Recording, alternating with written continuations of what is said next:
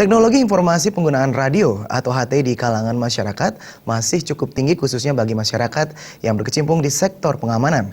Namun tidak banyak masyarakat memahami peraturan dan etika saat berkomunikasi di udara, sehingga perlu dilakukan pembinaan secara berkesinambungan. Ketua Rapi Provinsi Bali, Ana Agung Mastike menyatakan dalam menggunakan radio komunikasi atau HT, pengguna harus selektif dan memahami peraturan yang benar saat melakukan komunikasi kepada pengguna HT lainnya, sehingga tidak memunculkan permasalahan yang dapat merugikan dan menyinggung perasaan orang lain. Apabila dalam penggunaan alat komunikasi radio atau HT, masyarakat tidak mengindahkan etika, mereka dijatuhi sanksi tegas sesuai dengan ketentuan Menteri Kominfo.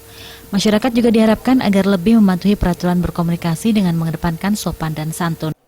Apabila nanti melanggar, tentu ada sanksinya. Kita akan diawasi dari Balmon atau dari pemerintah provinsi maupun dari pusat.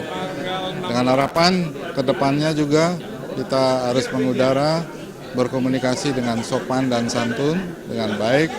Tentunya orang Bali pasti bisa semuanya. Nah, kita akan sampaikan lewat udara, lewat juga WhatsApp, telepon, SMS, dan juga langsung.